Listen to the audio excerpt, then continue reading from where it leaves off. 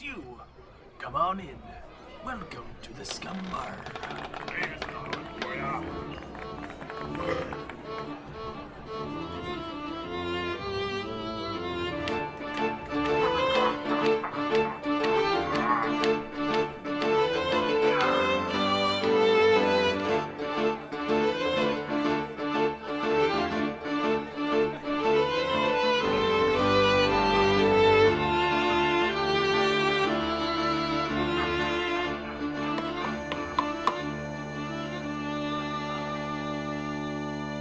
Welcome to the Scumm Bar Podcast, episode 75, where we talk movies, video games, pop culture, books, hello there, and everything in between. I'm your host, Mattbrush, and with me today is Ewan McGregor himself. Hello there. Hello there. General Kenobi. Hi, everybody. It's Anth0z. Hi, Anth0z. Hi. Wait, Hi, am I how looking you at the doing? right? Be sure to check. Oh, I see. Okay. Oh, you want to say the next line? No, it's just like when I was reading, I'd read just the part that says Anth0z and I go over the 22 films. I'm like, wait, we already did that. Yeah, well, that's a perfect segue there. Everybody who's listening to this, also be sure to check out our Marvel movie marathon, where Anth0z and I go over the 22 films in the first 3 phases of the Marvel Cinematic Universe. Haha, you like that transition? Yeah, that was a good segue. Thanks. You know what else is a good segue? Ooh. I don't got one. Nailed it. Yeah. Damn it. Is a Segway also the same as a moped? It's not, is it? A Segway's more like a scooter, isn't it? Segway. Well, no, a moped is more like a scooter. A Segway. Oh. A Segway is like a. It's like a. It's the two-handed thing you stand on, right? Yeah, I say a Segway is kind of like a scale. You just stand on it and you shift your weight, and it lets you know, like, okay, you're too heavy forward, so I'm gonna go forward. Yeah. All right. That's what a Segway is. Anth0z, let's go into a show. Let's go into part. a show. Let's go to a part. We're leaving the Scumm Bar podcast and we're moving into a new show. This show's called "What's New with You." What's new with Kova is what the show is called. Yes. Oh, yeah. So we are, as you probably noticed, we are a week late. We mentioned this in last week's podcast, but we are a week later than scheduled. Anyways, Kova just recently had surgery. She's a female dog. She got spayed, so we had to wait a week. Spayed. The ace of spades. So we delayed it a week. We were just spending time with her, obviously, at that time. So she's fine now, though. She's good. And yeah, we had 2 weeks of no frisbee with her, and now we're back to frisbee. It's small time frisbee, but man, she loves her frisbee. So we're getting back to that now. So that's good. So you mean like she can run around, but just not like 100%? Yeah, she can't. We don't really want her full on sprinting, Yeah. and we also don't want her jumping. And frisbee is a lot of jumping, so. So we're trying to do those low and steady throws, that she can just run and then run next to the frisbee and then like grab it, snatch it really quickly with her head. What if you did something like putting, like golf? You just putt and then the ball travels along the ground. That way you don't have to worry about her jumping because she'll just grounders. fall. Yeah, we can do a few of those. We could have done a few of those earlier, I guess, but honestly, she was pretty good throughout the whole thing. She was bored, yes, but she was pretty good. Well, good for her for going through that. For so there was that. Taking it. Yep. There was working on the shed in our back. I'm always talking about the shed, but our old shed, the really crappy one, the reason why we're building a nice new one, that one we got rid of. So my fiance and I recently just took the thing out. Had to she screwed a bunch of 2x4s, or actually they're probably 2x3s. I can't remember now off the top of my head, but they were just some plywood. So she screwed the plywood into the bottom of the shed so we could lift it up. So we lift it up and take it to the front yard. And then had a guy with a trailer come by from the free websites or whatever. He came by and then picked up the shed. So it was pretty sweet. He just like literally took our old shed and drove it away. Wait, so so she put plywood on the bottom of it so that it would hold it all together. Yeah, I had to go into the shed. Like we emptied the whole shed out. I had to go in the shed and lift it up. And then she would put plywood underneath it and then screw through the shed floor into the plywood. So that we had these like almost like, those like empresses that are in like a carriage house and their servants are like carrying the carriage house through the streets. Yeah. It was almost like that. Yeah, it kind of looked like that. And then we just picked it up and then took it over to the front.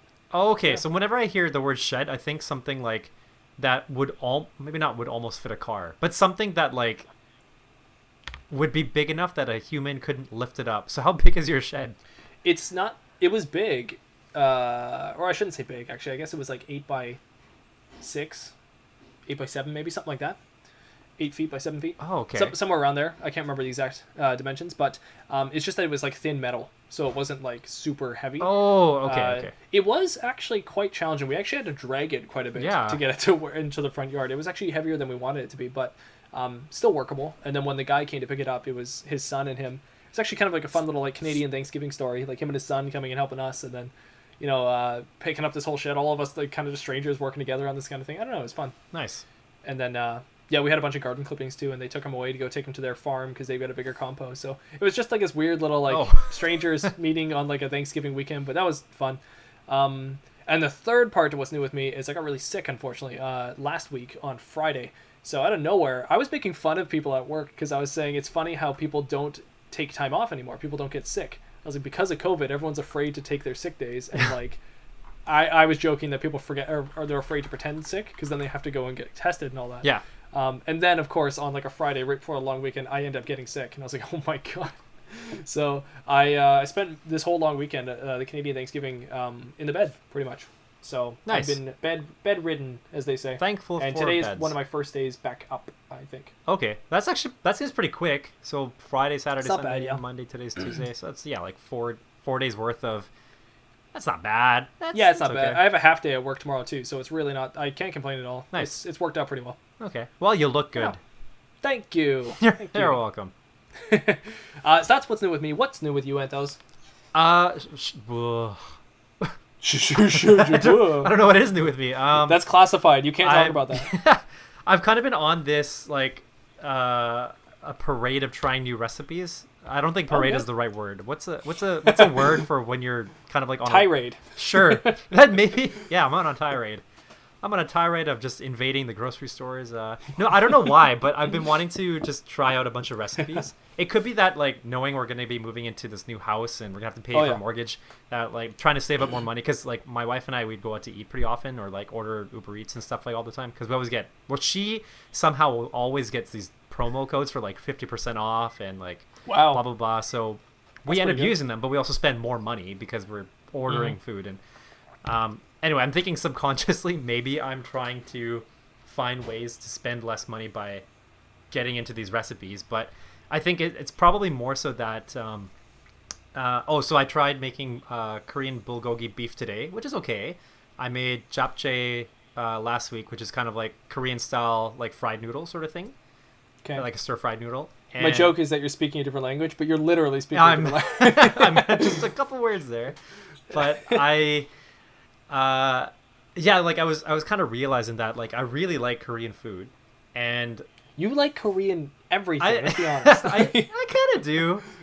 There are many Korean things to like about Koreans and Korean stuff, but I'm so uneducated on that. I need more of a crash course on Korea. One of these topics you should just be Korea 101. Well, I was gonna say one of our episode series should be based on your shed, because you happen to bring it up like every episode. I know, it's always the thing going on in my life. Which is workshop. Which is fine. It could be one of those. We could have like a DIY portion of the Scumm Bar podcast. That'd be fun. Yeah, that could be a segment. Sure. A YouTube series. Yeah, where we let's see. But I want to, we need to look really cool. So we need to have like masks, like not just like the half like COVID mask, but like full on mask. Oh yeah. So I have to look like an Anth0z and you have to look like a Mattbrush. Whatever those look like. Yeah, I'll have to find that out, how that works. Anyway, so so I tried these recipes, and so I think part of it it's because I want to be able to eat these foods more often. Like I really enjoy making or eating those foods. My wife would make budae-jjigae, which is like Korean army stew.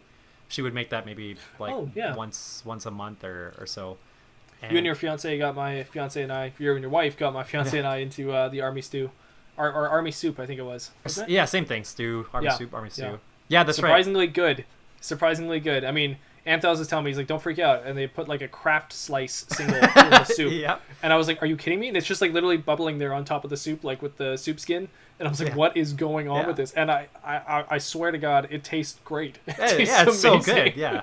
It's bizarre and it tastes great. There was Spam in the soup. Spam instant noodles. So don't think about what you're eating, just eating and enjoy it. Oh my gosh. That's all it is. Yeah. So good. Yeah. So I want to be able to eat that food more often because I just enjoy it. And it's pretty expensive having to go out often to a restaurant to order it and eat it. And so I figured, why not? Let's try to make some stuff. And then by the time I move it in the new house, hopefully it'll be good enough that I can have like a giant Korean feast as our kind of like housewarming. I don't know. We'll see. There you go.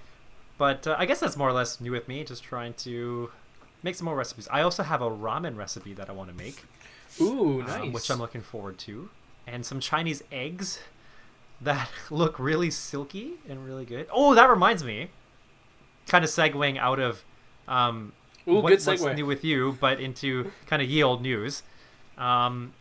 Lately, there's kind of been a trend of watching these Uncle Roger videos. Have you heard of him on YouTube? No, educate me. So Uncle Roger, he is he's an online persona. I can't remember what the actual guy's name, but he's a Chinese comedian, and he's a Chinese guy who is a comedian, and he has this online persona called Uncle Roger, where he's kind of like this stereotypical Asian guy with like a really thick Chinese accent when he speaks English, and he just kind of like pokes fun at people who don't.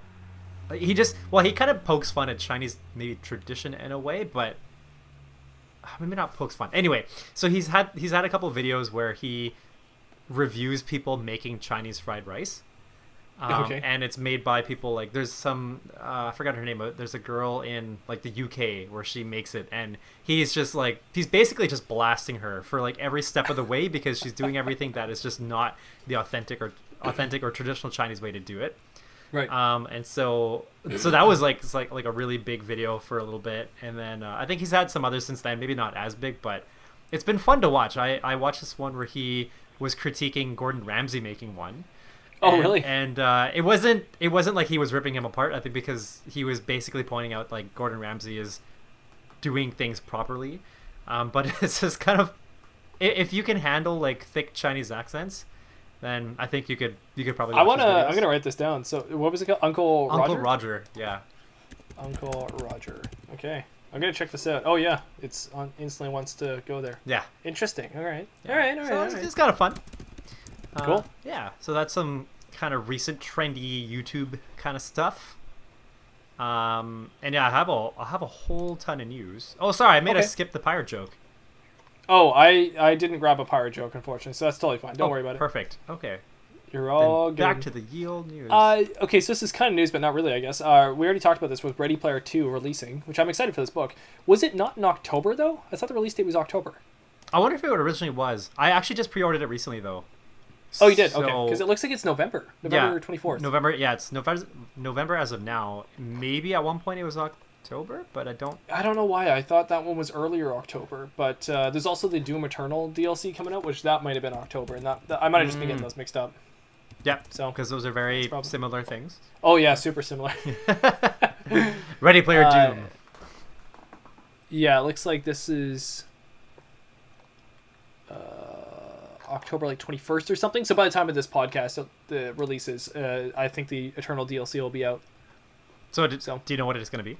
Oh, October 20th. Yeah. Yeah, we talked about it last podcast. Yeah, it's just the Gods Among Us one. Oh, okay. Actually, I always say it's Gods Among Us. That's not even what it's called. That's just the title I keep going to because the game Among Us. It's like Gods, the Ancient Gods, I think is what it's called. Oh, okay. I keep calling it Gods Among Us, which isn't even the title. I think it's the title to one of the Injustice games. I think there's an Injustice game called Injustice Gods Among Us. Okay. But for some reason, I keep doing that. Speaking of Among Us, though, shout out to Lucas. Yeah, shout out to Lucas from Among Us. He'll be checking out this episode as well as a few of our other ones. A random person that I met while playing Among Us. So one of those random internet games. Okay, I thought when you said Lucas from Among Us, I thought you meant like Lucas is a character in Among Us, and he is going to be listening to our podcast. Random and I was guy so I met confused. It's just a random person I met in a random online lobby to a random online game. But I'm not going to talk about Among Us all that much because I think it gets so much attention already these days. It doesn't need more attention. It's already a crazy big game. So okay. Good for it though. And while I was sick, I just decided to jump into a lobby one time to try playing. And yeah, I ended up just striking up a conversation with the guy for like a few hours. And so cool. Told him about the podcast, and he was going to come by and check it out. So awesome. Well, in fact, actually, he already listened to one of the Marvel ones, and he really enjoyed it. So yeah. Wow, thank you, Lucas. Yeah. We will new fan. We will hear from you soon. Yes, we got another one. Acquired one through Among Us. One more. All right. Why don't you go into another one of your news? Yeah. Well, okay. So speaking of talking to real people, so our other fan, Mr. Chuck, introduced me this trailer for Fat Man. Have you seen it or heard of it? No, I haven't. Okay. Why don't you quickly... Fat Man, does that have anything to do with the bomb? No. Okay. Bomb? I think the nuclear bomb for what's it called? Nagasaki, Hiroshima. Oh, right. Wait, they called that... I believe it was named Fat Man, wasn't it? Or like Fat Boy, or was it Fat Man? Yeah, maybe that was Fat Boy. Maybe you're right. You know what? Sorry, I have seen this trailer. I totally forgot about this. This is Mel Gibson as the Santa. Yeah, exactly. Yes. Okay, gotcha. Yep. Yeah. Okay. Oh, no, you're I have right. seen So this. it was Fat Man. I just had to look it up. On August 9, 1945, an implosion model plutonium bomb, codenamed Fat Man. Yeah. I thought so. Yeah, there was 2 though. The other one had another code name, so you might have been right about boy. Something might have had boy in it. Oh, big boy.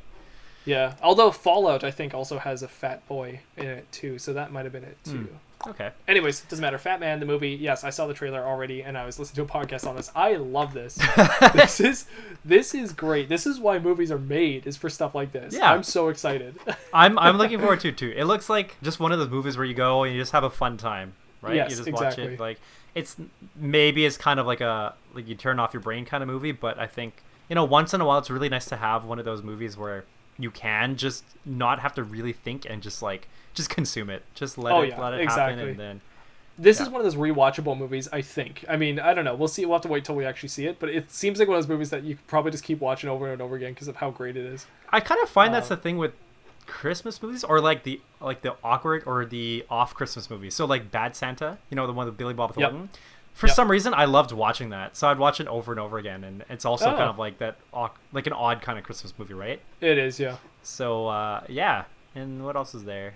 I'm sure there's others, but so yeah, he showed me that one. He's like, what are you thinking? Like, I think he was wondering what I would have expected, because like halfway through, you're kind of like, wait, what? Like, what's going on? Yeah. So yeah, like. And I think I watched it with my wife, and I think she was totally confused too. But it's got me really intrigued. So I'm looking forward to seeing that. Fat Man. Yeah, it's an interesting concept. I'm honestly a big Mel Gibson fan. After the whole controversy of him and him being in movies less, I was just so sad because I just want to see more Mel Gibson, and I think he's great. So I'm really excited to see him back and in films again and just having a good time. And in a movie like this too.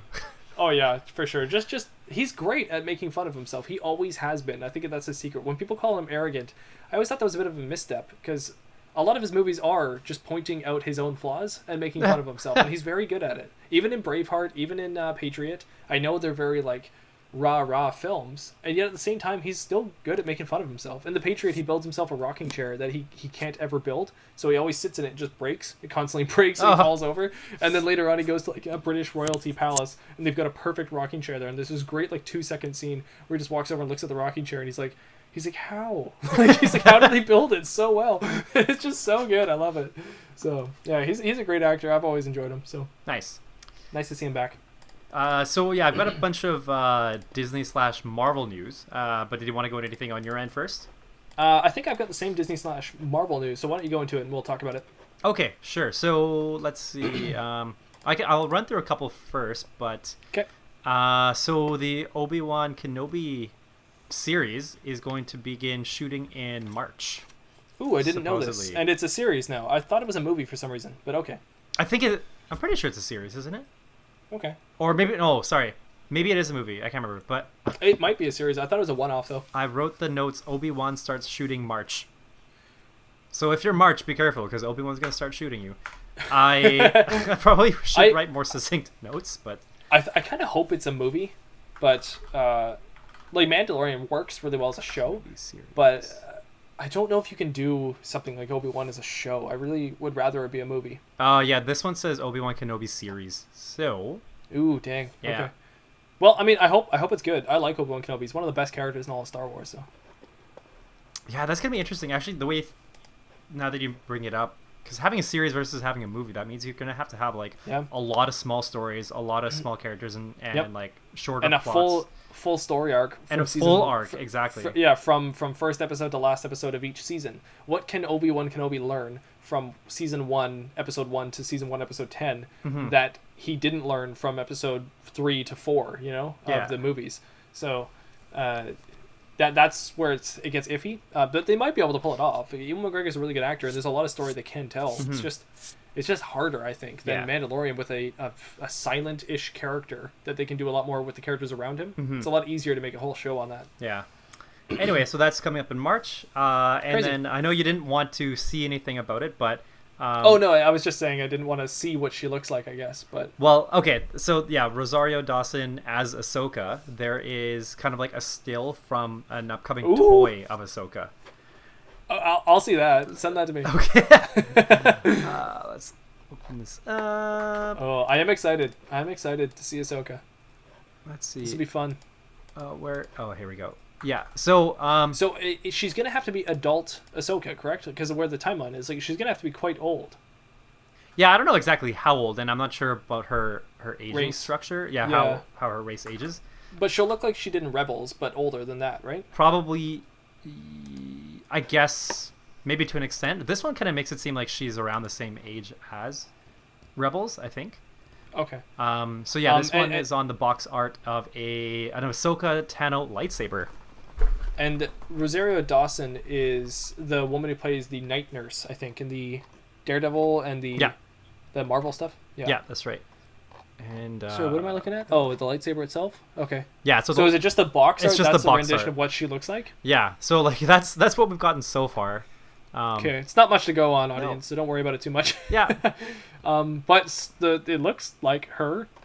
I guess in a way, yeah. Like it's kind of weird that like they've kind of released this, which is supposed to be a glimpse of Rosario, but it's still kind of cartoony, right? It doesn't It's necessarily an artist's look like her. rendition, yeah. So it's hard to So, tell. Yeah. Yeah. But okay. Yeah. All right. So there's that. And then so carrying over into the Marvel news. So in terms of upcoming series, Samuel L. Jackson apparently is going to get a series of himself as Nick Fury on Disney Plus. Oh, So exactly, yeah, like what are we going to do with just that now? too much of these shows. I mean, if you can't get me with Wanda and Vision, then how am I supposed to be interested in Nick Fury, you know? You got, like, Scarlet Witch and Vision are very compelling, interesting characters, and their show doesn't look interesting to me. So how is Samuel Jackson supposed to be interesting to me? I don't get it. Yeah, I mean, it's I wonder like whether they're going to go with the whole like coming up to this point, like from between the Miss Marvel or Captain Marvel movie up until where we are with Nick Fury now. Like there's a lot of stuff that we can cover, but Right. but at the same time, yeah, like is that something we want to go down the road of, or do we want to see more of like stuff from him now going forward? You know, what is it sort of thing? But I feel like it's just going to come off like Agents of S.H.I.E.L.D. And I'm not yeah, saying Agents exactly. of S.H.I.E.L.D. is bad. It's something that I wasn't interested in, so I never watched it. Mm-hmm. Now, as Agents of S.H.I.E.L.D. kept going, there was so much talk about it that I figured maybe I will watch it one day, and maybe I would have if it kept going. But it just, I don't know. It went through like 4 or 5 seasons or so, and I still never watched it. So I feel like the Nick Fury one will probably be the same if it's similar to that. Mm-hmm. Now, if it's different and they find a way to make it like Winter Soldier-esque, then yeah, maybe I'm in, but I don't know. Yep. I don't know. I think it's just dragging it out too much. yeah, I think Too much. that's very possible. I've got one more I'll mention, which because the next one after that is similar to yours, but so they've casted Iman. I don't know how to pronounce her name. Iman Vellani as Kamala Khan for the upcoming Disney Plus series Miss Marvel. So we have a new actor as Kamala Khan. So Kamala Khan is kind of like the new Miss Marvel character. Sorry, is that Captain Marvel? So she's going to be Miss Marvel. Is Miss Marvel not Captain Marvel? Oh, there is. Okay, so Miss Marvel, yeah, I think. I don't know. I'm actually asking because I have no idea. I think, okay, from what I understand, like Captain Marvel, Miss Marvel are the same person. I'm not sure when the name change happened exactly, but this Miss Marvel is Kamala Khan as like a completely different person, like taking up the Miss Marvel mantle. So is Brie Larson out? Is that what I'm hearing? I wonder if this is kind of like the new, like an up and coming Miss Marvel as opposed to like replacing the current Captain Marvel. Okay. I'm not exactly sure how that's working, but Kamala Khan is a recent character that was introduced, I think either introduced early this year or last year in the comics. She's like a young like Latina teen, or no, Kamala Khan, I guess East Indian. Oh, you know what? Oh, I think she's the one that's supposed to be kind of like the new lesbian superhero kind of thing, like taking that kind of that kind of mantle. You know what? I think she's in the Marvel video game, the Avengers game. Yeah, that's right. She is. Okay, I recognize her from that. Interesting. So yeah, she's got like the Fantastic Four stretchy arm powers, Kind of, right? yeah, exactly. Yeah. Interesting. Yeah. So yeah, new actor casted for that. So just some news here and there for some Marvel stuff, and the next thing I was going to mention had to do with Spider-Man 3. So why don't I'll let you take care of that one. Yeah, well, I don't know if I know this one totally. I was just watching a YouTube video and they kind of dropped some knowledge on me, and I honestly like spilt my Cheerios. You know, it was a big deal. When all I wanted in Spider-Man Multiverse, that movie. Which, by the way, I believe I need to watch again. I think I need a second take on that film. I remember I was very harsh on it. And I think I need to watch it again because I've heard so much about it afterward the fact, and I'm like, did I watch the same movie? Like, because I feel like everyone loves Multiverse, Spider-Man Multiverse, or Enter the Multiverse, and and I didn't love it, so I was like, I gotta watch it again. It's the directors I love, and I like Spider-Man a lot, so why don't I like it? So I'm gonna give it a second try. Okay. Probably after we're done our Marvel stuff, but I want to get a retake on that. Anyway, sorry. So I heard that they're making Spider-Man 3. Yep. Which we had a title for this back in the day. I know we called it Homeless as a joke. Yeah. But isn't it actually called Home something, or like Coming Home or Welcome Home? Is it? I feel like the Home Away the from title. Home? Fly Away Home. No, I feel like it actually was called like Welcome Home or something like that. They actually had like a home title to it, but it looks like it's now confirmed. Well, it's confirmed at least that Doctor Strange is going to be joining him in the Spider-Man 3 movie. And I guess it's loosely confirmed that it's dealing with the multiverse, but it's not necessarily the Spider-Verse. It's just more multiple dimensions are going to be coming up in a Spider-Man film, which has always been the Spider-Verse for Spider-Man stuff. And then loosely confirmed, or like, I don't really know exactly how this works, but Electro from the Amazing Spider-Man series, which was Jamie Foxx, is going to be returning as Electro in this movie. But apparently costume will be much more akin to the actual Electro costume. And not the one from Amazing Spider-Man. So it makes me think that we're going down the road of multiverse to bring in Electro. But I have a feeling, and I really, really hope it's true, that we are going to get a nice cameo, a really good send-off for Andrew Garfield as Spider-Man, where he can talk with the Tom Holland one. And of course, if you're going to do that, you got to have Toby Maguire in there for like 2 seconds. Just give everybody a nice head nod with the Spider-Man suit as well. And Mary Jane. I don't know. If they can somehow pull this off, I swore off of Marvel movies. Like, I was done. I was like, okay, after Endgame, I'm done. If they can pull this off, I'm going to be so happy that I'll actually give them a couple more. I'll watch a couple more Marvel movies after this, just because of that. So please, they did my boy totally dirty when they killed Andrew Garfield, and if they can bring him back and just give him a nice send-off, then I'll be so happy about that. Well, Andrew Garfield wasn't horrible. He was a decent to good Spider-Man, and people just rip him apart. And he was in the wrong movies, really. But he's a good actor, and he did a good job. Well, if that's what you're looking for, then you'll be happy to hear potentially that there are rumors that Andrew Garfield and Tobey Maguire are slated to appear in the Spider-Man 3 movie. That's what I heard. It's just that it's not confirmed yet. Yeah, so we it's don't not know. confirmed, but just rumored. If they can, I just want to see that scene where even... It would be sweet if they can go all the way just to have a fight scene with Andrew Garfield and Tom Holland. It's straight up like they're actually just shooting webs everywhere. Like, that'd be amazing. And then right when they're just in the throes of despair and somebody's about to kill them, you got the web comes out of nowhere off screen and hits the boulder and saves their lives. And they're like, what is it? And it's like, then it's just Tobey Maguire just standing there looking so proud with a nice big manly gray beard, you know? And he's like, yes! Oh, I would just love it. If they can do it, I'd be so happy. I think it would be really fun to see them all. Like, have we experienced any kind of movie where we've seen multiple renditions of one character in the same movie? No, right? Not that I can think of, but it's funny you mentioned that because we are getting to that territory as the Batman news comes out, that we're getting a Michael Keaton Batman to be returning, as as I've actually heard now that, what's his face? I forget his name. The guy who played Batman. Val Kilmer? Or George Clooney? No, Ben Affleck. Oh, I heard that he's actually going to return as well. So it's very possible we're going to get a Michael Keaton, Ben Affleck, as well as Robert Pattinson Batman, all in maybe one movie or in a few movies that kind of blend together. So it's not like it is new for us, but it's something we're actually going into now. Is just kind of like celebrating the fact of these characters by throwing multiple versions into one. And I actually think that this Enter the Spider-Verse Spider-Man movie may have got us to this point. You know, so many people wanted it afterwards that I feel like maybe that movie was the gateway to us getting to this whole multiverse stuff, for people just going, you know what, screw it, let's just do it all because it's fun. Yeah. And that's a But, good reason. It's fun, so just do it. It is, yeah. I'm just excited. If they do it, I'm so excited for the Spider-Man storylines. I don't know. I feel a little bit bad for Tom Holland because I feel like he never gets his own movie. He's always getting shafted. I shouldn't say shafted, but he's always getting pushed a little bit aside to throw in more stuff of other things happening as well. And if they do this multiverse thing, it's like, God, you're doing it again. Just give Tom Holland one normal Spider-Man movie. Just give him one. Yeah, I know that's true. Because the first one was... Yeah. Sorry, my fiance just keeps telling me, though, that we've already seen that.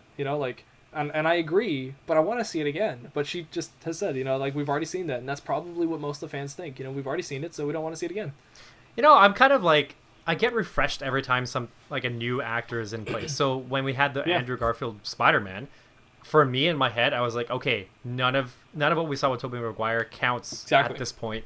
Yeah. And so kind of seeing this whole solo thing is fine. It's a reset, exactly. So same thing with Tom Holland, especially with different rights, like being played under Marvel as opposed to Sony. Yeah. So it's completely different direction, completely different storyline, and completely different potential for being able to connect with the rest of what's happening in the MCU, right? So exactly, especially with Venom. I mean, with me watching the Tobey Maguire ones, I was always kind of wondering how they're going to work Venom into it. And then in the third movie, watching Venom play out, it's like, okay, interesting, they're going with this route of Venom.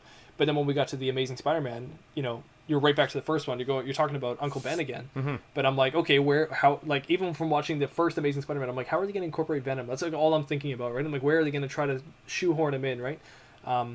And they kind of tease you about it for the first two movies, and then now we switch again. It's now onto Tom Holland. It's like, okay, so how are we going to incorporate Venom? That's always the question in the back of my mind. But it's interesting now going this route. Yeah. To multiverse. So yeah, and I'm excited. I'm curious to know if they're going to do. I expect them to do some sort of small little teaser for Miles Morales. I think it would be too early to have the full character coming out as Spider-Man in the multiverse, just because I feel like too much of that would overshadow Tom Holland, and I feel like there's still a lot left to do for him. For sure. But at least that's what I hope. I mean, they might go that route, but that's what I hope they do. Yeah, exactly. We'll have to wait and find out.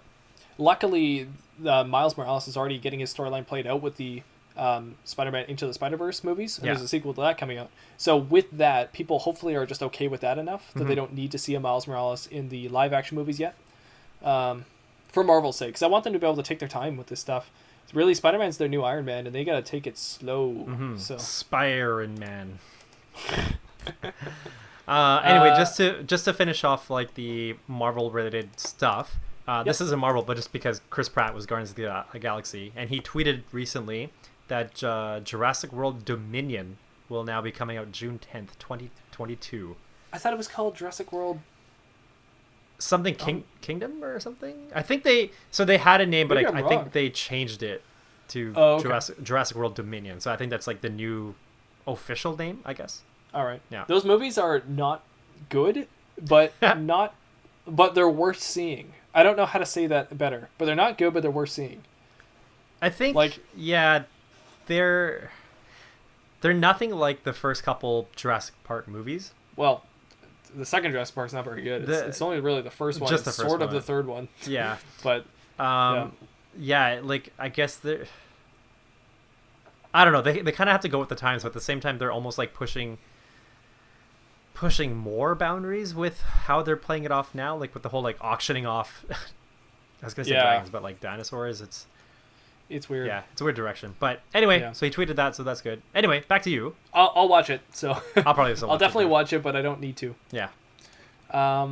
Okay, so I'm gonna switch directions here. Smash Bros. News. I'm assuming you got this. This was a cool trailer. Steve from Minecraft and also Alex from Minecraft are joining the battle. I don't know what the terminology was when they said it. They probably said crafting in or something. So dig in with Steve. Also, Steve, it looks Alex, like Endermen are joining as well as Zombie. Oh, Zombie? Okay. Yeah. Which is really weird because they made the sizes for the Enderman and the Zombie the same as Steve. But in the game, Minecraft, Endermen are twice as tall. They're supposed to be like Slender Man, so they're supposed to be really skinny and tall. Right. So they look really strange in Smash Bros. They actually don't really look like Endermen. Mm-hmm. But that's fine. But I thought this was really cool. It's also a long time coming. Steve's actually recognized now as an iconic game character, so that's kind of nice to see. Yeah. And they're doing it right. I looked at the moveset and I was like, that's pretty sweet. I would totally play as Steve and just check it out. That'd be fun. Yeah, and then I think some they'll be getting multiple stages. So there's like different seasons or something like that.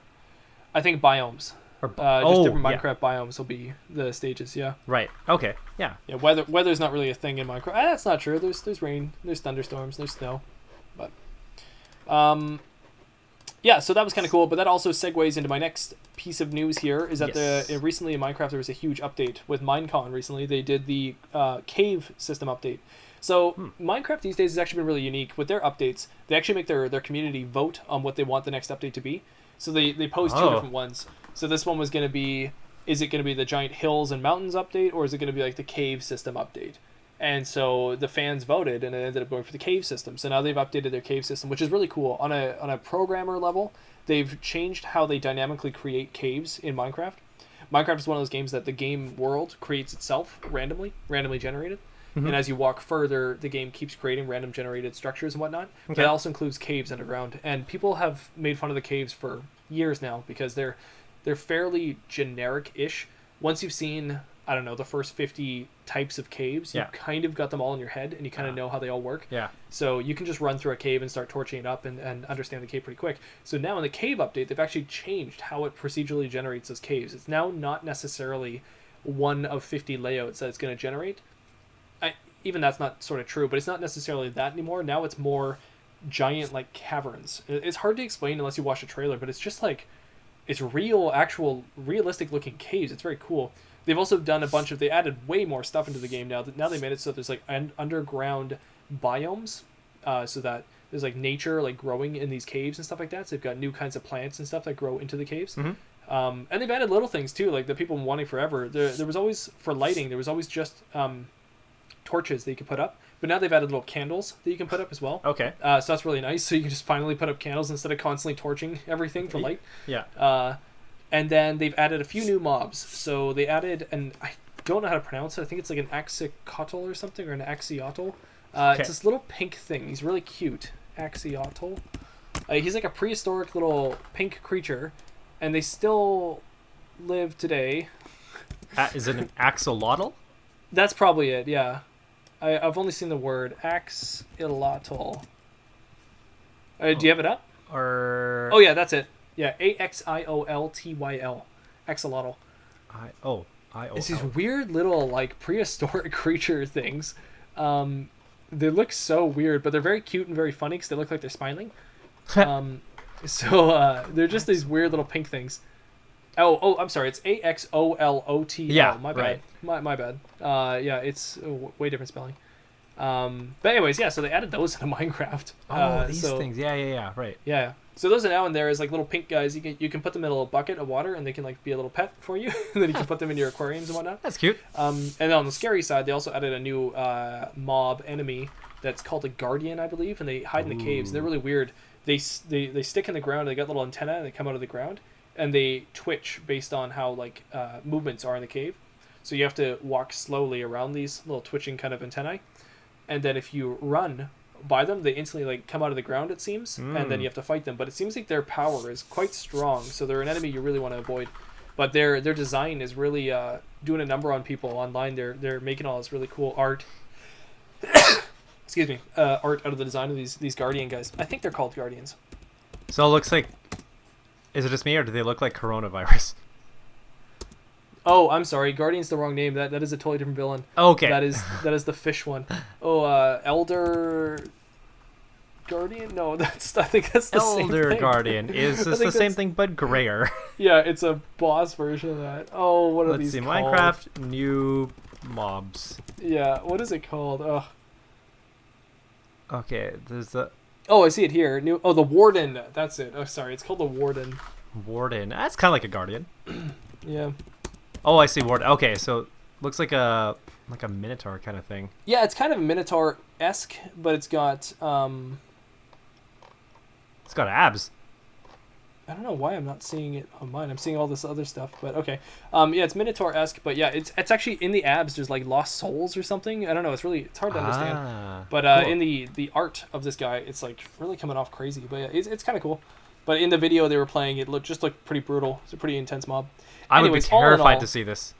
all in all, it's just a really interesting update. I'm really, really proud of the Minecraft team for still upgrading this game. It's like, what, 11 years old now? And it's awesome to see these new kinds of updates and what they can do with it. So it's fun to watch new life get breathed into Minecraft every single time there's a big update like this. And I've only like scratched the surface on things they've added. They've even like spice of life details. There's just so many little things that just added. It's cool.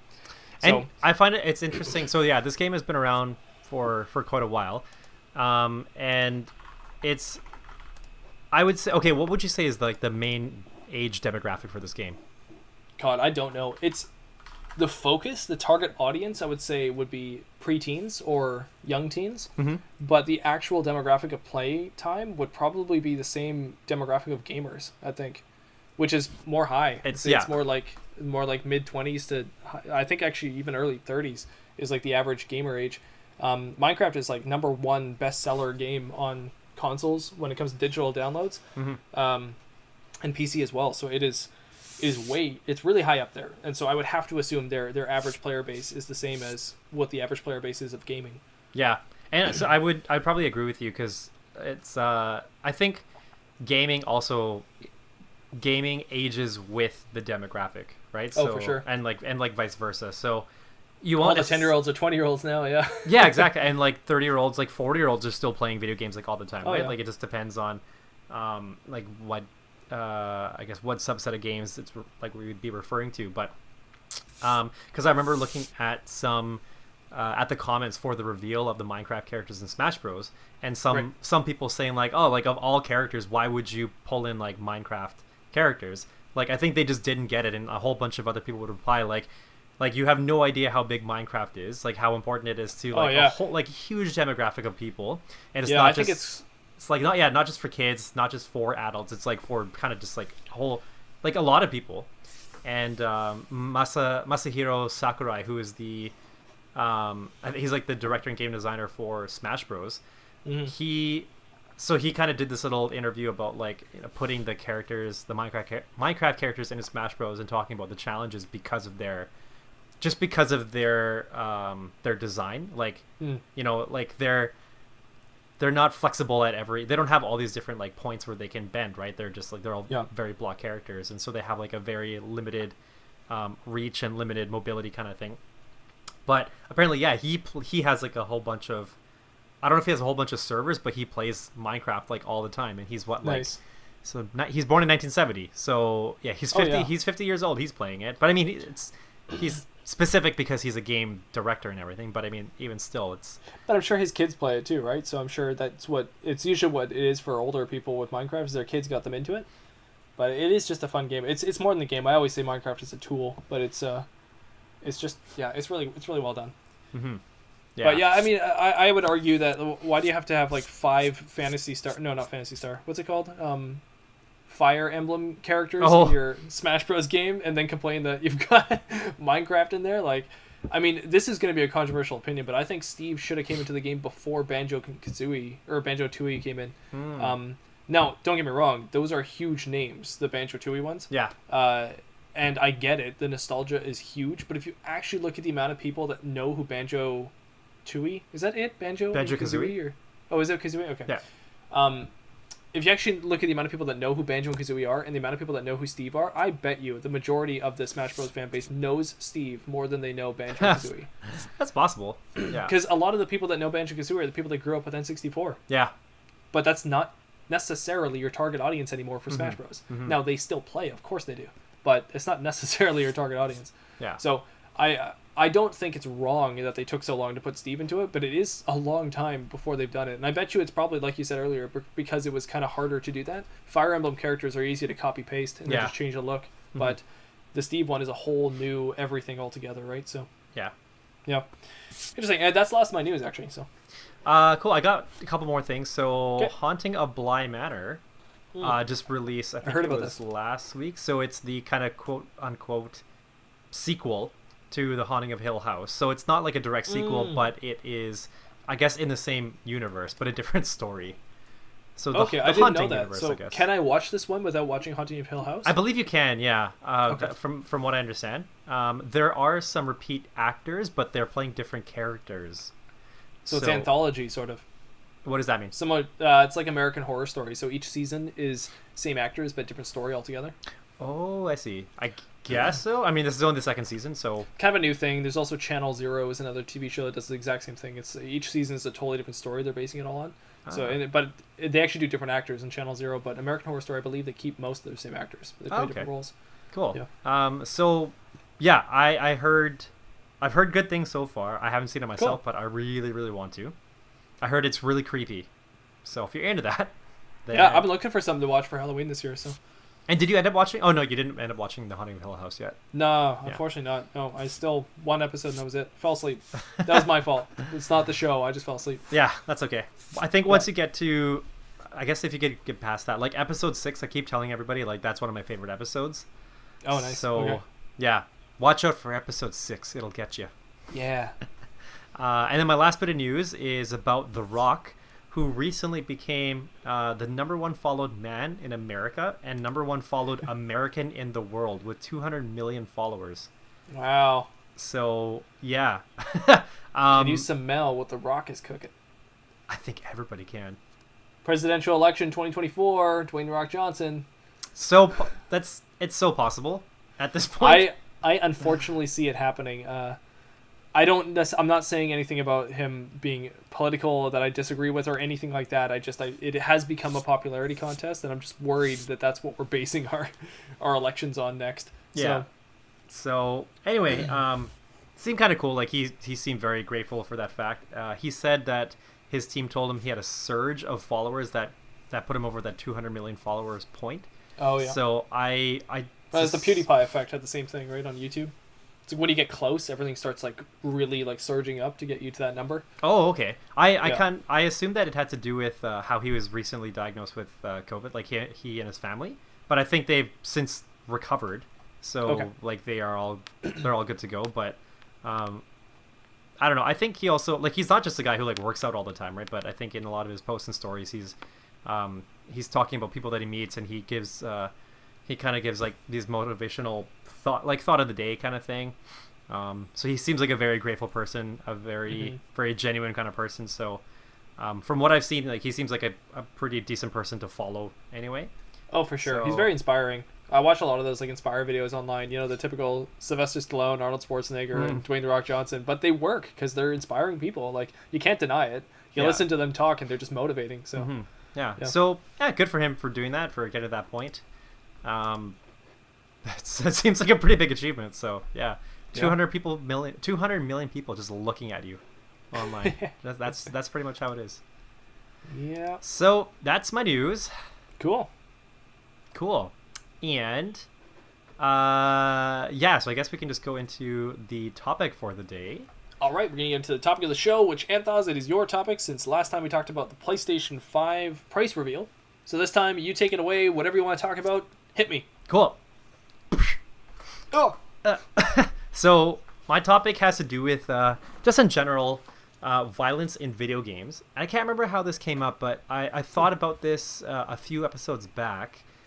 So I think maybe shortly after we were talking about Doom, and then we might have been talking about some other games like a few episodes afterwards, and I started thinking about like the way that the games are now. Like there's so much violence in. You can kind of pick like bits of violence in like all sorts of games, right? Whether it's like a rated R kind of game or a PG game. I can't remember what all the ratings are. Well, actually, here, let's see if we can find some right now. So, what are the ratings? ETM are the big ones. ETM ratings. Everyone, teen, and mature. Now, there's sub ratings. There is, like, everyone 10 plus. And there's, like, I think there's even a teen one that's a little bit different. But usually ETM is all you see. I remember At least it's Canada. So the ESRB are the people that rate it all. Right. Okay, yeah, that's what I was thinking. I remember. I but always at least think, in like, Canada, what demographic is ESRB? Though. It does change where you are, because in Australia they do rate things totally differently. In fact, a lot of mature games they have to either tone down the blood or remove it altogether. So it gets a little bit different over there. Oh, okay. Yeah. So let's see. There's an everyone 10 plus. So like E10 plus games. I call that more of a sub rating though. It's still under the E rating. Okay, so what would you then Well, this is interesting. You bring this up because I was recently I was looking at a few games, going, "What is the rating to it?" Because I was in my own development. I was like, "How would I like? Who am I trying to make this game for? And am I trying to hit it into a rating?" Like, unfortunately, when you're developing, you have to think like that. Like, if I want kids to play my game, you definitely need to be thinking about how you're making your game so you fall into the E category or the T category, right? But games like Persona, I was checking out Persona 5, is M. And I was like, interesting. But then I realized, I was like, oh, of course it's M. Like, there's a lot of, like, blood in it. There's a lot of swearing in it. There's, like, alcohol in it and stuff. So, of course it's M. But then, like, The Sims is T. But The Sims has, like, sex in it. So it's, like, interesting. You know, The Sims has drinking in it. But it's like, okay, but it's still T. So it's funny how they can get around that. Well, okay, so that's part of why I brought this up, because I'm curious to know like what you think of the accuracy of these rating systems. So I think you're already trying to point, or you're already starting to point out that they're not necessarily so precise that it's consistent, I guess, in a way. Yeah, but it's hard. Sense. It's got to be hard to be the ESRB people. Yeah. Like, I agree with it. Now I listen to this this book all the time. The Prepare to Meet Thy Doom, which is the Doom book that I bring up all the time. And in that, they go over the controversies of when Doom first released. Actually, when Wolfenstein first released in the early 90s, and the id Software guys had made it, and they got just rallied because people were so mad about the violence, and they were saying it was too realistic now, because it's now in the first-person perspective, and you're killing people, and there was no ratings back then. So they were like, okay, so the kids are now playing these games, and they're killing Nazis, and it was just like, it seemed really brutal for them, so everyone was getting all uproarious about it, and then by the time Doom 1 or 2 released, the rating system came in the very next day.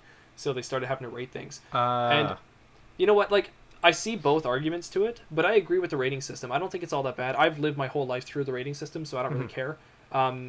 Now, that being said, I was able to get mature games when I was a kid because I would just get an older person to buy it for me. I was also able to get alcohol when I was a kid because an older person buy it for me. I mean, it's the same thing. The perception is there, and I agree with the perception, but there's always workarounds, and those will unfortunately be there forever. But as long as the game developers and the resellers or retailers are trying their best, that's all I can ask for.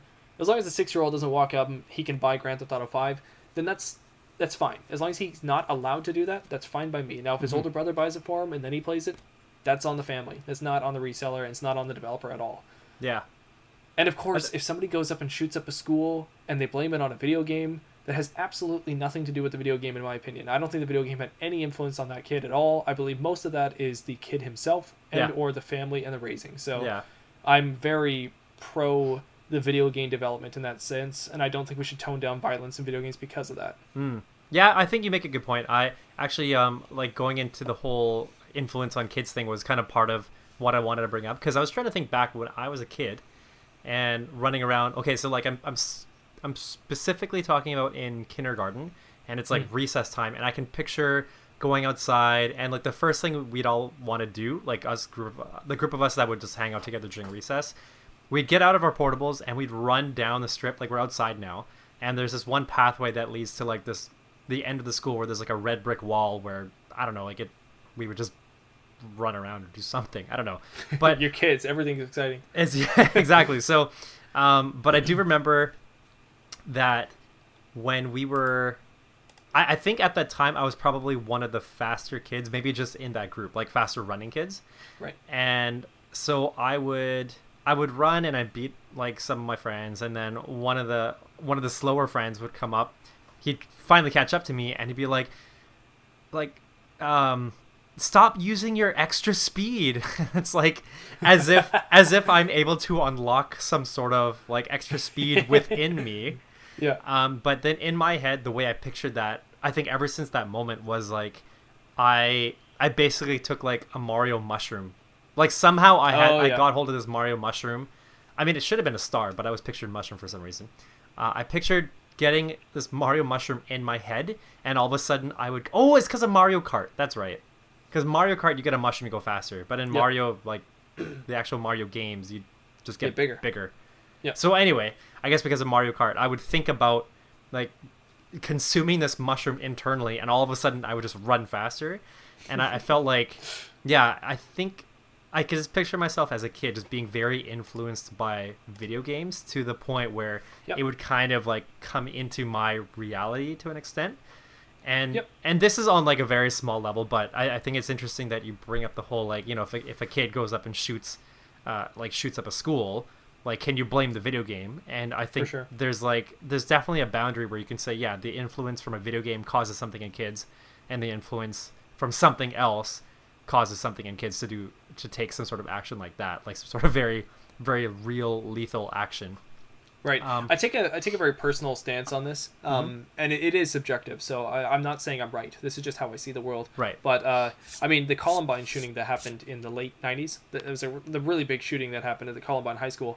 The shooters were heavily influenced by Doom, and like that was horrible on the id Software team that made Doom, because the shooters had actually created the school in Doom, because you could create little maps in Doom, right? Oh, wow. So they had made a full rendition of it, and they actually said in a video before they had done the shooting, which they died in as well, but before they had gone to the shooting, they made these videos where they said they would go and practice what they were doing in the maps in this Doom game, right? Oh. So clearly they were using this game to Yeah. better educate themselves on how they were going to take these people out, Mm-hmm. and it was to great effect. A lot of people died, unfortunately. Yeah.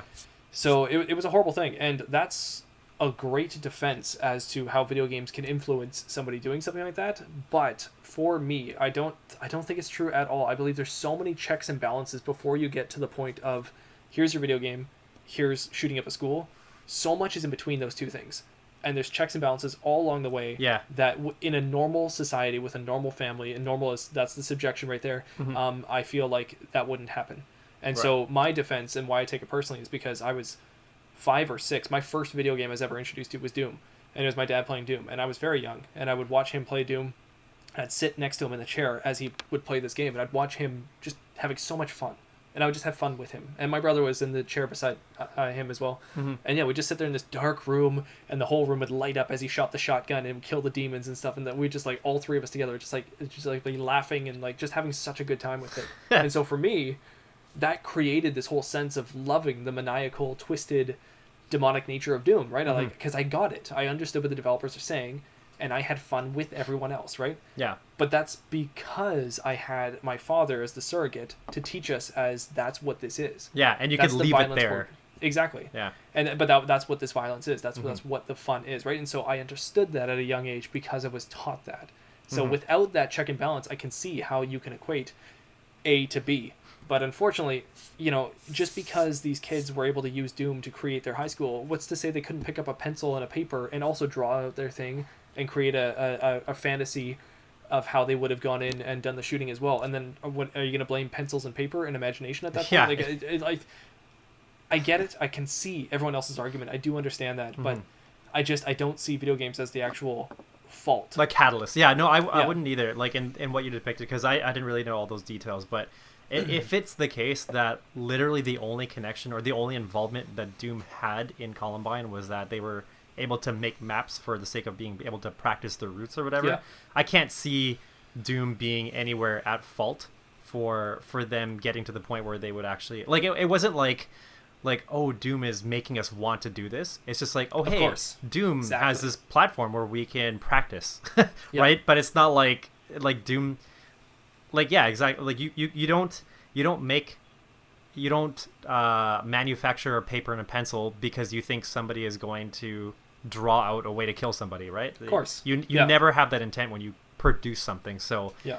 to be able to project that onto, like, for somebody to project that onto like any kind of thing like that, it doesn't, like, there isn't really merit for that.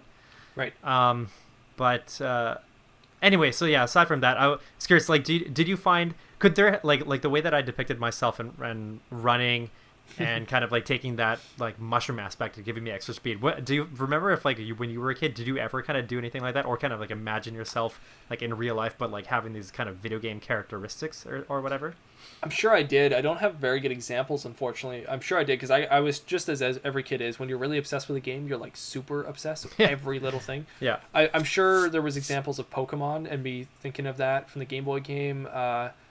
But I know one that really hit me was Lord of the Rings. The movie was obviously really influential for me, and like I would recreate like the sword fights while watching the movie, Yeah. But the video game, the Two Towers video game, and Return of the King on PS2, that one really got me in my preteens, and the or maybe I was a teenager at the time.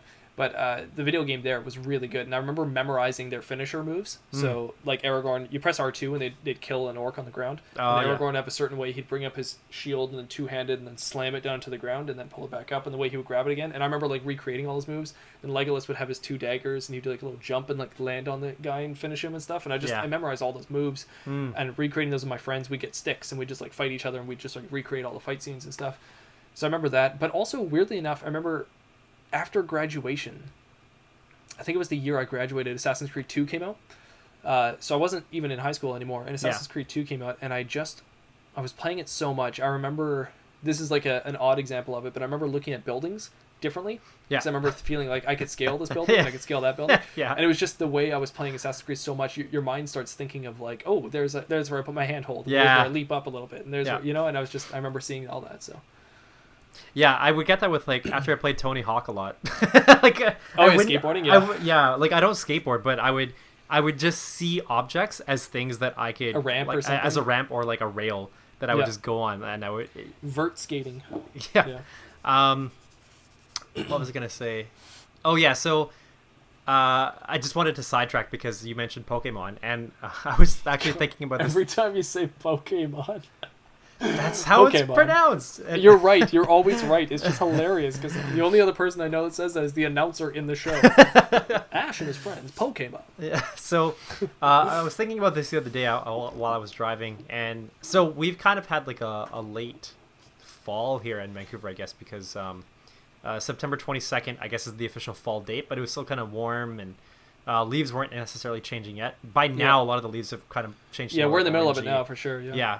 And so we, anyway, as I was driving, I think this was just sometime last week, and yeah, I was just noticing like the crisp air, and like the leaves are all like, I noticed that they're kind of more on the ground, scattered orange, like all these different colors, like earth tones, and then just the thought of that, for some reason, it made me feel like I wanted to play Pokemon, like the original Pokemon. Ooh, Red and Blue. You had some memory. And then I looked up the original release date, and it was like September 28th or something, like 1999 or some, yeah.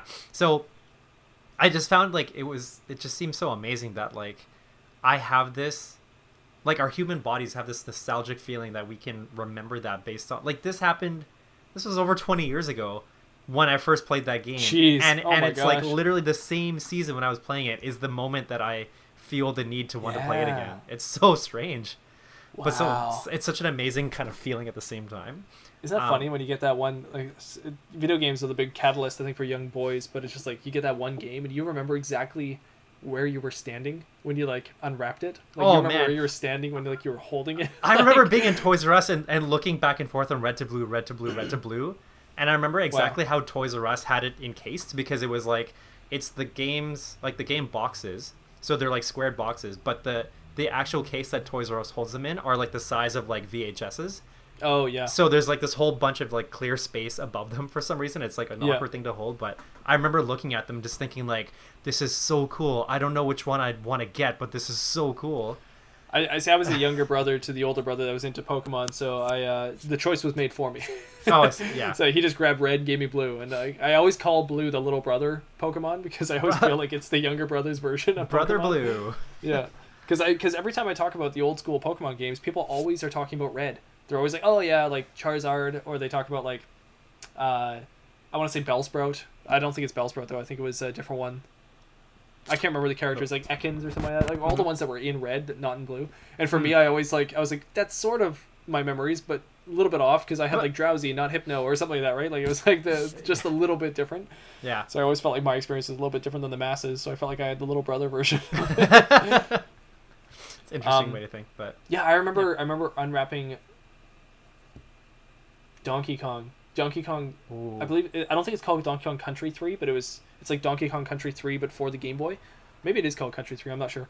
And it was on the Game Boy, and I remember unwrapping it. I remember the wrapping. I remember where I was standing. It was at my grandparents' house. So, like, I remember the Christmas environment all around it. I got it for Christmas. Yeah. I just remember that. My brother's Game Boy Pocket was black, and my Game Boy Pocket was red. And I remember, like, the feeling, the texture of it all, and, like, putting it into the Game Boy Red for the first time, turning on that screen and watching the pixels, like, come on screen, like, saying Nintendo and all that starting off. Was that cartridge amazing. Yellow? I think it was actually. Yeah, I believe it was. Yeah. Okay. We had Yeah. two Donkey Kongs. One's Donkey Kong Country 2 and one's Donkey Kong Country 3. So we had 3 first, and then we got 2. 3, you didn't play as like Donkey Kong. Yeah, you played as like an older guy and like a younger girl monkey. But I don't remember. There's like It's like Candy and something else. Or yeah, something. I don't remember. So there's Candy. There's Dixie. Oh, it might have been Dixie actually. And I don't know who the monkey is, but he's like not Donkey Kong. He's somebody else. Oh man, I can't remember all of his family, his relatives, but. Anyways, it's funny. We were just talking about nostalgia. I remember everything about that moment. Now, I don't remember a lot of my games, how I got them, but that one I remember because it was, I think, one of my first Game Boy. That might have been my first Game Boy Pocket games. I think I got the Game Boy Pocket that Christmas, actually, so I think that was like the next day getting that game. So I remember, yeah, like, oh, I could talk forever about it, but like, I know opening games like the Legend of Zelda games, and they're always gold cartridges. Oh yeah. Oh. For me, it was always going to a friend's house because I never owned any of the Nintendo systems other than the Game Boy Pocket. Oh, okay. So I go to a friend's house and you see GoldenEye or something, just like one of those games that stand out. So it was GoldenEye, not regular GoldenEye actually. It was 007 World's Not Enough. I think it was a blue cartridge, and I remember that would always stand out to me because it was blue, and it was like, oh, weird. It's almost like how Doom 64 was like a red cartridge. Red, yeah. Yeah, just weird. The cartridge color always got you, but these days it's digital, so. Yeah. So I guess in a way this sort of ties into bring it all back, bring it home. I mean, like originally the topic was for like violence in video games, but really it has to do with like the influence in video games or influence how much they have on us of video games on the people, right? So it's not necessarily like the violent nature, but it's also like, I guess, all the joy and the other kind of aspects that come with it, right? So like you said, you're talking about, you remember how it feels.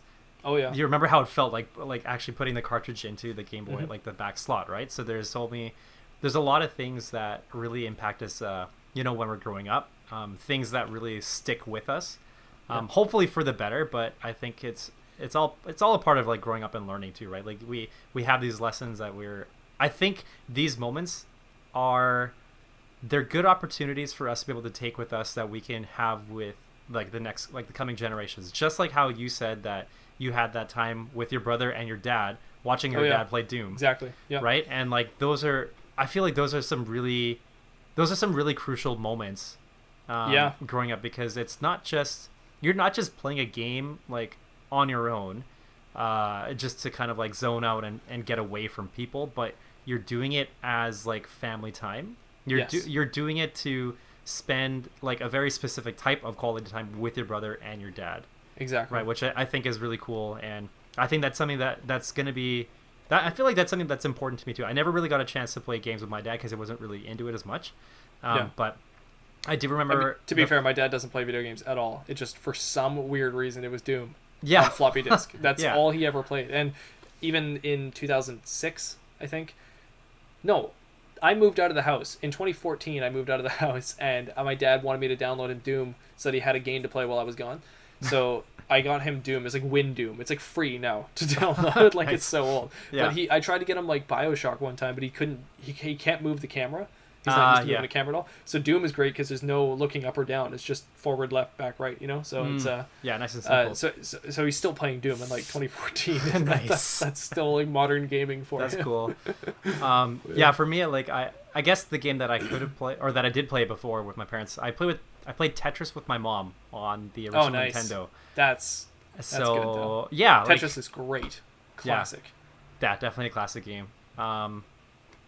But anyway, so just to wrap up, I think I can definitely support the idea that like video games can have some sort of impact or influence, not just on kids, but like anybody that plays them, right? But and just as much as books and movies do as well. I mean, pop culture in general, it influences every decision we make. Pop culture is very, very influential. It's more influential than I think anything. I think it's the most. It's way more influential, right? Because it's so much more in your face. Yeah, what Dwayne "The Rock" Johnson tweets on Twitter is more influential than what Donald Trump says. And unfortunately, if the news media today will make you think otherwise, but no, pop culture is the most important thing. Like when you go and see what's happening in the Avengers movie, that's the most influential thing that'll happen to you that year than some politician saying something, right? So it's interesting. But so video games are also just a part of that whole circle. So So well, thanks for indulging me. on this No slight trip worries. down memory lane. I like it. I like it. Nostalgia. It's fun. Cool. Good topic, Anth0z. Thanks. All right, and with that, I would say we are going to close it out here. So, Anth0z, where can the audience find you? Well, if you want to find me, you can find me at home playing all of my games. No, you really can't because I don't have time for that anymore. But you can find me on Twitter at Anth0z1. That's at Anth0z1. And if you want to find me, you can also find me at Twitter at Mattbrush Gaming, where I'm trying to post development photos of my game I'm working on, but I just recently changed the whole design to it, so because of that, I'm posting a lot less because there's less to show actually. But anyways, so you can find development progress there as well as tweets about this very podcast. If you want to watch this podcast in video format, you can go to YouTube and type in Mattbrush Gaming there, or the Scumm Podcast, and you'll find us right there. If you want to listen to this podcast as a regular podcast, go to any of your favorite podcasting platforms and type in the Scumm Podcast. All one word, but not really. Put spaces where they should be. And you can find us there. Yeah, we're on like everything. Everything. Everywhere. I think the easiest one is Spotify. And I think most of our fans are listening to us through Spotify anyway. So, keep doing what you're doing because we're loving it. So cool. I, as a fan, am watching us on YouTube. So all I do is look at the Scumm Podcast logo just kind of being waving around in front of me. Very mesmerizing. Very. I'm so hypnotized. Every now and then you see where the clip ends and the next clip comes in, it judders. And then it's just, just a bit of a skip. Yeah. Yeah. It's not quite seamless. Yeah, I normally do that and then put on another tab. I actually normally put it to 1.5 speed, but that's because I like listening to podcasts a little bit faster anyway. So there's a pro tip for all of you. Even the creators listen to it at 1.5 speed. Yeah, I did for a little bit, but then I think like sometimes it's difficult to understand us because I think we already talk kind of quickly sometimes. We do. So putting it on a 1.5 is quite a a challenge actually. I listen to Ben Shapiro though, and he's one of the fastest talkers I've ever heard. And him on what I normally listen to podcasts at 2.0 or whatever, 2 times the speed. But I always have to tone him down to 1.5 because I lose everything he's saying. Like what is going on? So anyways, I think we are a little bit similar. So I put us at 1.5 as well. Yeah. Nice. Anyway, so if you do want to listen to those podcasts or watch us on YouTube, then please give us a comment, leave us a like, send us an email, whatever you want to do to keep in touch or reach with us. We love to hear from you guys. Again, Lucas from Among Us, I hope that you were listening to this one. Yes, be among us and listen. Be among us, yes. Give us a comment. Let us know what you think. Cool. So keep on keeping on, everybody. Awesome. And Anth0z, I believe you had a very small but poignant speech. Red, yellow, blue, gold. What are the colors of your cartridges? Crystal. Ooh. Ah. Nice. Wow. All right, bye. Okay, bye.